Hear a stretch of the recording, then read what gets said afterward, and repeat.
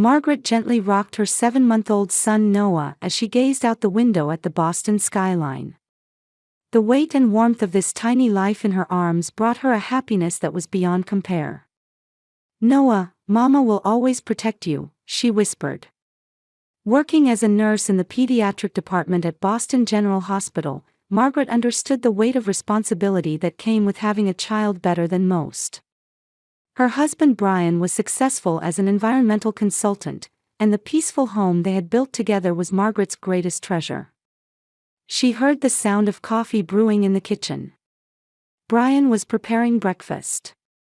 He was a kind and thoughtful husband who had been actively involved in childcare since Noah was born. If there was one worry, though, it was his relationship with his family. "Margaret, my mother called. She wants to stop by this afternoon." Margaret sighed softly at Brian's words. His mother Helen was pleasant enough on the surface, claiming to enjoy making things by hand and constantly bringing gifts. However, her creations were always shoddy, sometimes completely unusable. Just last month, she had knitted a sweater for Noah that had sleeves of different lengths and a neck opening too tight to put on. "Diana's coming too," he added. "Can you imagine making $10,000 a month just from YouTube, all from home? That's exactly what I did with Reddit Stories. No face, no voice. Check the link in the description if you're curious." Margaret's expression darkened further at the mention of Brian's sister. Diana affirmed everything her mother did and didn't even try to hide her snide remarks toward Margaret. "It'll be fine. Mom just wants some attention," Brian said, but Margaret knew it wasn't that simple. She sensed something intentional behind the smiles Helen and Diana showed. The way they treated Brian when she wasn't around was so different from how they behaved when she was present.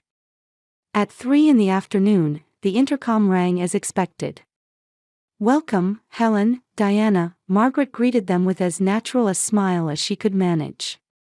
Helen was dressed in expensive designer clothes. Diana, who had inherited her mother's good looks, wore perfect makeup and sophisticated clothing as usual. "Margaret, how have you been? Where's Noah?" Helen asked as soon as she entered. "He just woke up from his nap. He's in the living room." When they entered the living room, Helen's face lit up at the sight of Noah in Brian's arms.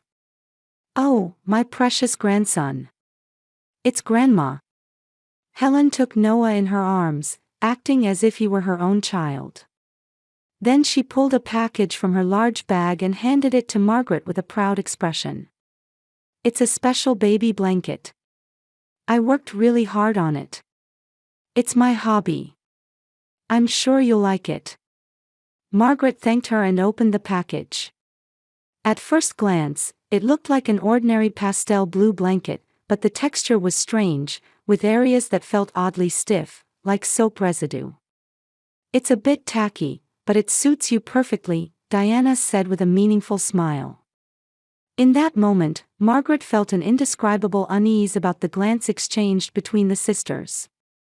However, to keep peace in the family, she expressed her gratitude.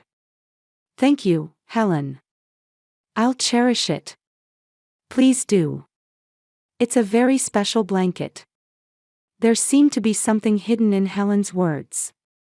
Margaret picked up the blanket again and examined it closely. The stitching was sloppy, and there was a faint distinctive odor.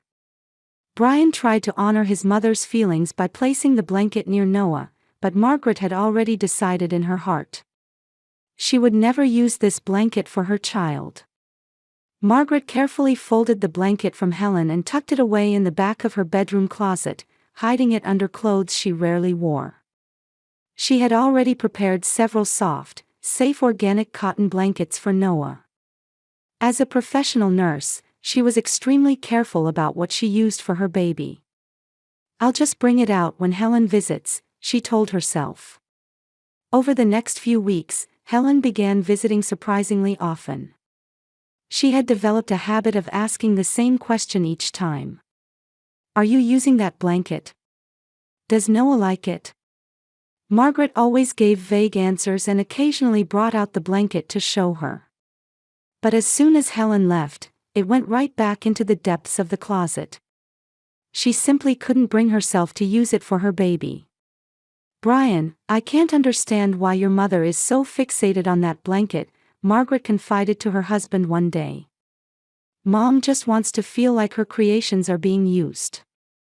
"You're overthinking it," Brian replied, but Margaret wasn't convinced. A month later, on a Friday night, Margaret was working the night shift at the hospital. Brian was left to take care of Noah alone.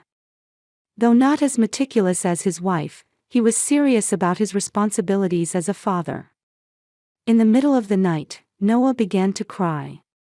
Brian changed his diaper and gave him milk, but he wouldn't stop crying. Brian gently picked up his son and walked around the living room trying to soothe him. Suddenly, Noah moved vigorously and spit up on the blanket Brian had wrapped him in. "Oops, it's okay, Noah." Brian calmed the baby and removed the soiled blanket.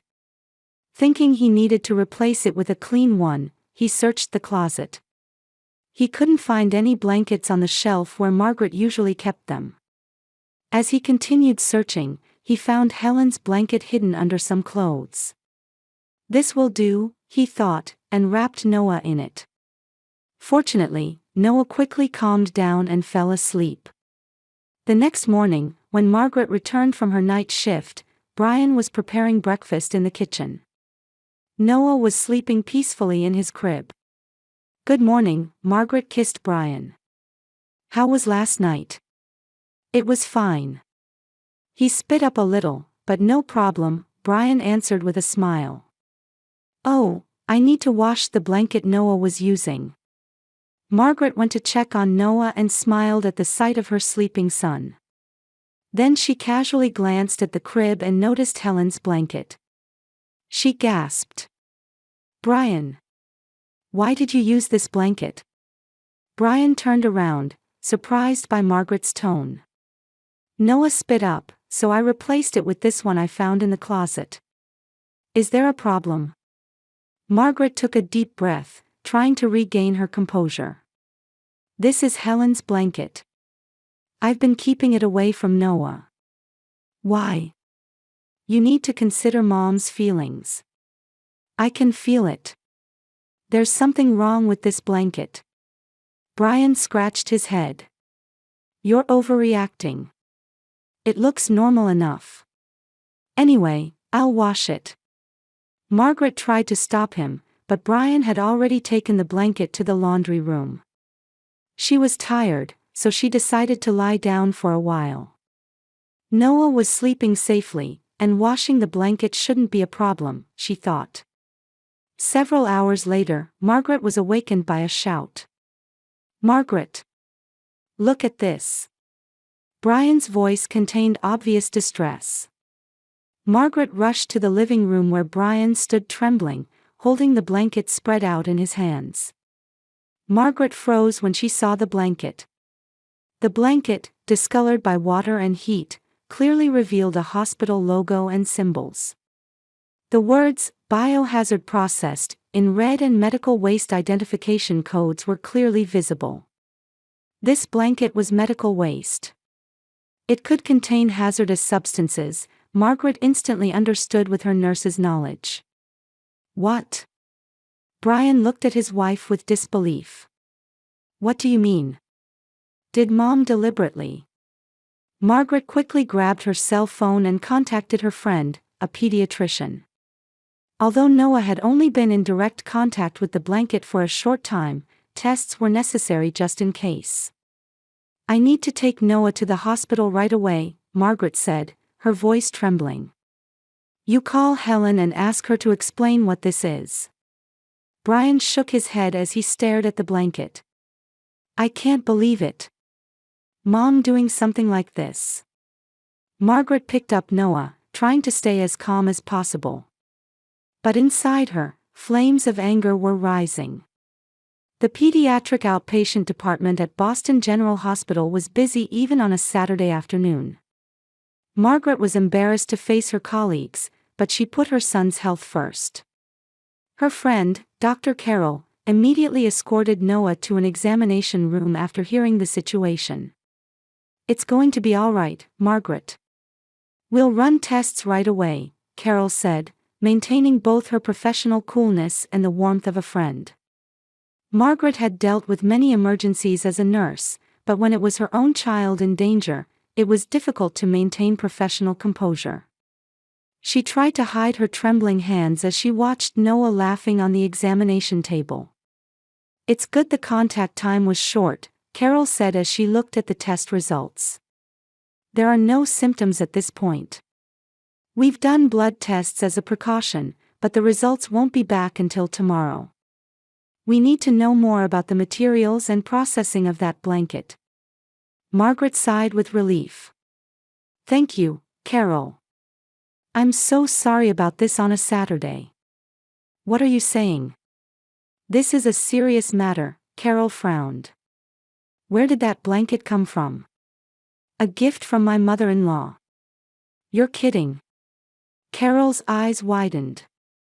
"She deliberately gave you something like this?" At that moment, Margaret's phone rang. It was Brian. "Margaret, I called Mom." Brian's voice was shaking with anger and confusion. "I can't believe it. She says, it was just a joke, don't be so angry." "I don't understand what kind of joke this is supposed to be." Margaret closed her eyes and took a deep breath. "Noah seems okay for now. We're waiting for the blood test results." "Brian, this isn't just meanness. It could be a legal issue." "I know," determination was evident in Brian's voice. "I'm heading to Mom's house now. I'll talk to her directly." After hanging up, Margaret explained the situation to Carol, who immediately took action. "Margaret, we need to submit that blanket to the hospital's safety management department. Misappropriation of medical waste is a serious issue." Margaret nodded. "I want to investigate too. Helen used to work as a nursing assistant at a different hospital."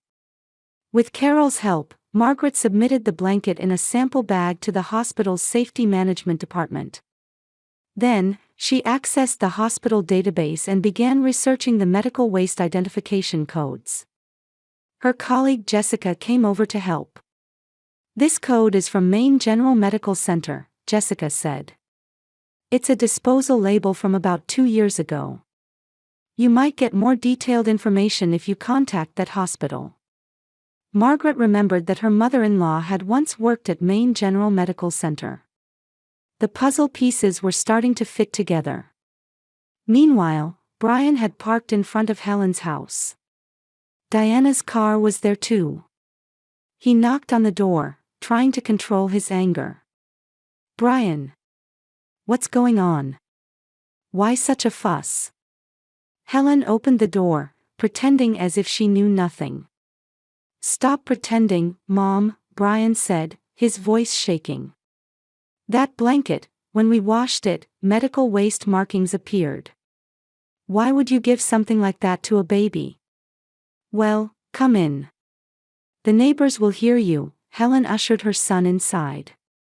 In the living room, Diana was sitting on the sofa polishing her nails. She gave Brian a small smile when she saw him. "You're overreacting. It's just a blanket." "Just a blanket?" Brian looked incredulous. "It might contain hazardous substances. Noah is at the hospital being tested right now. If it's so dangerous, the hospital should manage it better," Helen coldly retorted. "Besides, your wife always acts like the expert. I just wanted to give her a bit of trouble." "That's right," Diana joined in. It was annoying how Margaret always says, "as a nurse." We were betting whether she'd notice. Brian was speechless. He couldn't believe what he was hearing from his mother and sister. "So you put a baby's health at risk? Your own grandson?" "You're overreacting," Helen waved her hand. "It was just a prank. It's not dangerous. Hospitals clean used items before disposal." But why would you do such a thing? Brian held his head. I worked as a nursing assistant for 20 years, Helen said proudly. I didn't like that Margaret didn't respect my experience. She's always talking about the latest childcare methods and ignoring my advice. And she doesn't use my handmade items, does she? I know she hid them in the closet. Hearing those words, Brian recalled childhood memories. His mother had always liked pranks. She regularly played small tricks on people she didn't like. He had always turned a blind eye. Mom, this isn't just a prank, he said sternly. Margaret has an obligation to report this to the hospital.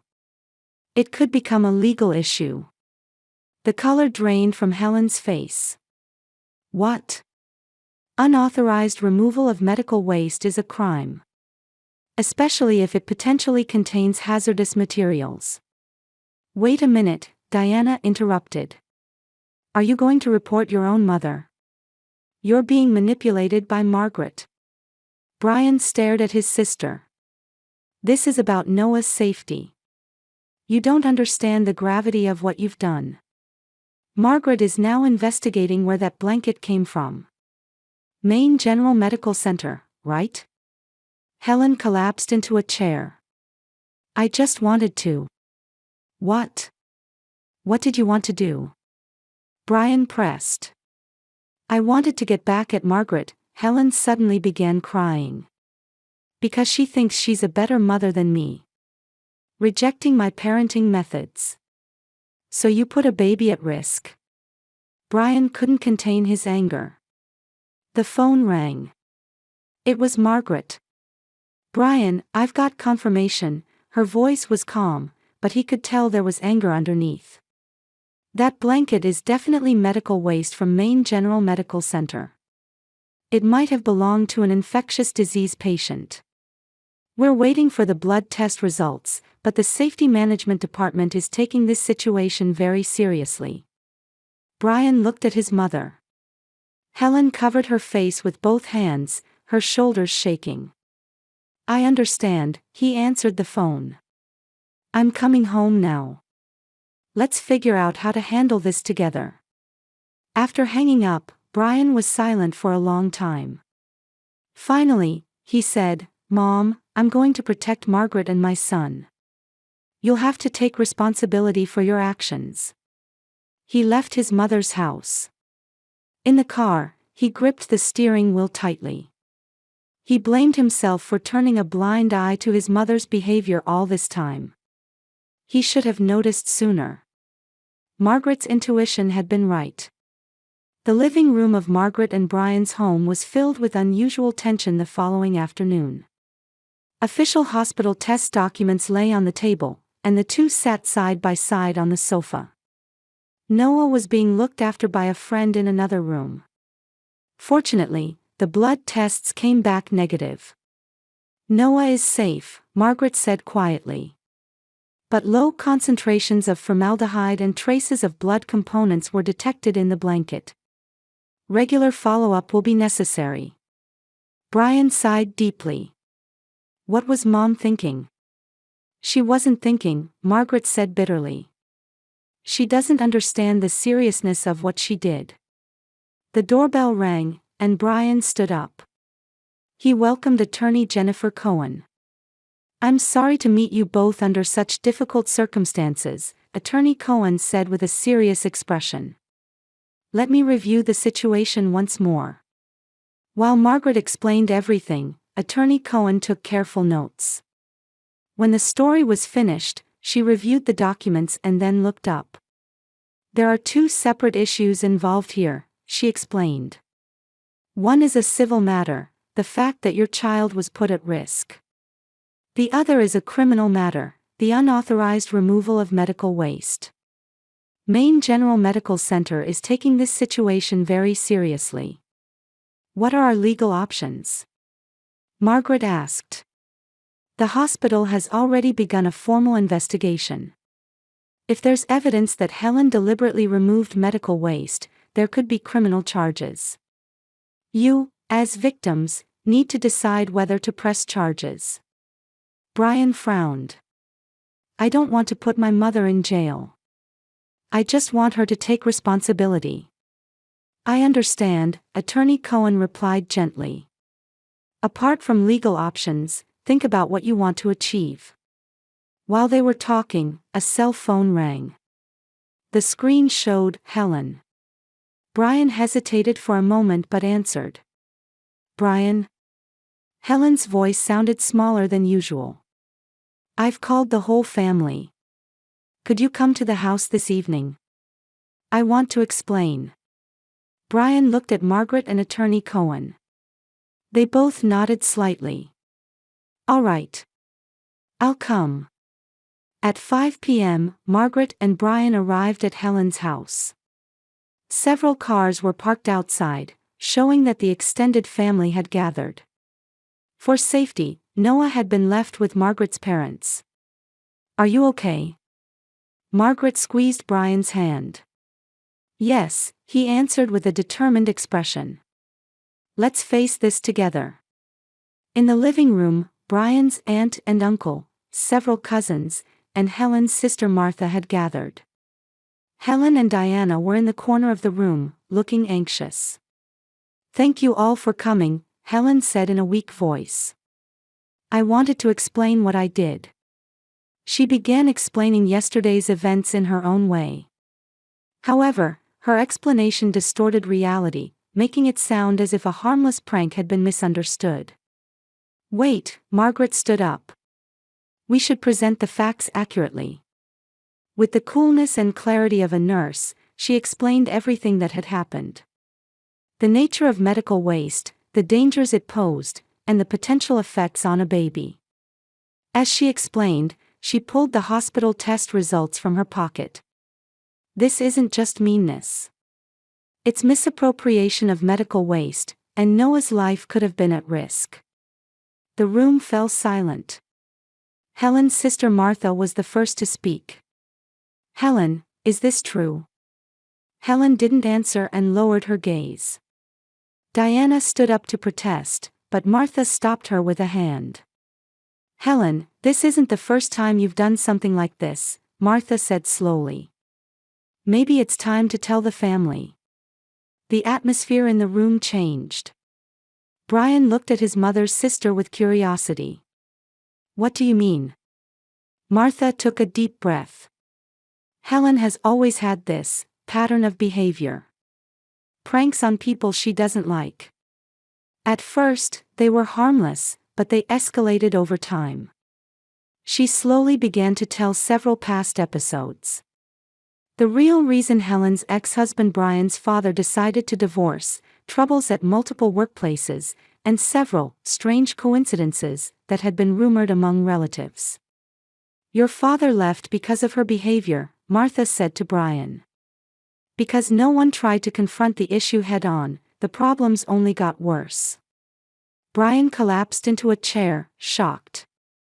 In his memory, his father had abandoned the family because work was too busy.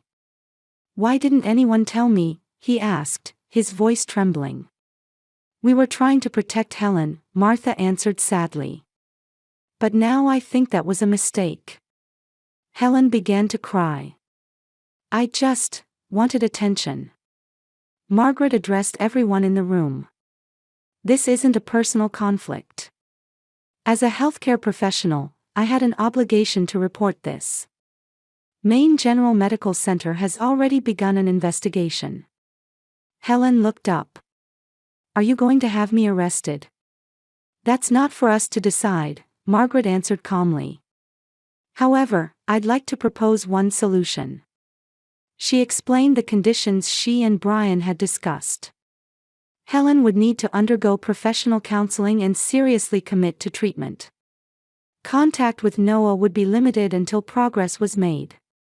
And she would formally apologize to the medical center for her actions and cooperate with any legal measures. I think that's the best solution, Margaret said. The goal isn't punishment, but genuinely resolving this issue. Brian stood up and faced his mother. Mom, I've been turning a blind eye all this time. I didn't believe Margaret's intuition. "I sincerely apologize for that," he said to Margaret. Then he turned back to his mother. "But now, my son's safety comes first. Unless you get treatment and genuinely try to change, I can't let you see Noah. This is a non-negotiable condition." After a long silence, Helen answered in a small voice. "I understand." Diana sat next to her mother, her expression softening for the first time. "I was wrong too. Margaret, I'm truly sorry." That night, in the car returning home, Margaret and Brian were silent for a long time. "Thank you," Brian finally said. "You handled this professionally. And you gave my mother a chance to change." "Families are complicated," Margaret smiled with a tired expression. "But we've taken the first step. The real challenge begins now." Forgiveness isn't easy, but somewhere in their hearts, they believed that understanding and responsibility could open the path to true healing. "Noah, look at Mama. Say cheese." Margaret called to her son, who was wearing a blue and white hat, as she held the camera. Noah was celebrating his second birthday, and the backyard was decorated with a small tent and colorful balloons. The spring day in Boston was mild, with flowers beginning to bloom. "The cake is ready." Brian came out from the kitchen carrying a cake shaped like a blue dinosaur. A happy smile played on his face. The past year had been a time of change and growth for Margaret and Brian's family. A few months after the incident, they learned they were expecting their second child. Margaret's pregnant belly was now rounded, filled with the family's expectations for the new life. "Guests are here," Margaret said, noticing the sound of the intercom. Margaret's parents appeared at the door, along with Helen, who had a tense expression. Beside her stood Caitlin, a social worker. "Hello, everyone," Margaret greeted them calmly. Helen approached hesitantly, holding a small package. Over the past year, she had attended therapy twice a week, learning about anger management and building healthy relationships. Her contact with the family had been restricted, and she was only allowed to see Noah under supervision. "Happy birthday, Noah," Helen said gently. Her voice no longer had the domineering tone it once had. "This is a present from Grandma." Brian took the package from his mother, carefully checked the contents, and then gave it to Noah. Inside was a handmade stuffed animal, a small bear made with soft cotton and safe materials. "Did you make this yourself?" Brian asked, looking surprised. "Yes, I learned in a craft class," Helen answered shyly. "This time it's truly handmade. I used only safe materials." Diana, who arrived in the garden later, had also changed. Instead of flashy makeup and expensive clothes, she wore a simple dress, and her previous hostility toward Margaret had disappeared. "Margaret," Diana called hesitantly. "Let me know if there's anything I can help with." As the party progressed, Margaret stood in the corner of the garden, observing her family. Brian had grown as a father and had developed his own strong opinions. Helen, though still not perfect, was gradually changing through counseling. Diana had begun to become emotionally independent from her mother and had moved to her own apartment. Lost in thought. Turning around, she saw Brian standing there with a gentle smile. "Just thinking about how much has changed in the past year," Margaret answered. "Mom is really trying," Brian said, watching Helen playing with Noah under Caitlin's supervision across the garden. "It will take time to trust her completely, though." "People can change," Margaret said quietly. "But it's up to each individual to choose that change." "That's right," Brian put his arm around his wife's shoulder. "If you hadn't handled it calmly that day, we might not be here today." Margaret smiled. "I responded not just as a nurse, but as a human being. A person's true value lies in the courage to acknowledge mistakes and try to change." As dusk approached, the entire family gathered around the table to celebrate Noah's birthday. Repairing damaged relationships is a long journey, but this day symbolized a new beginning. Margaret placed her hand on her belly, feeling hope for the future. She knew that while family shapes aren't perfect, with understanding and forgiveness, new bonds can form. The blanket was still kept in the hospital's safety management department, but ironically, the changes it brought had woven new threads into their lives.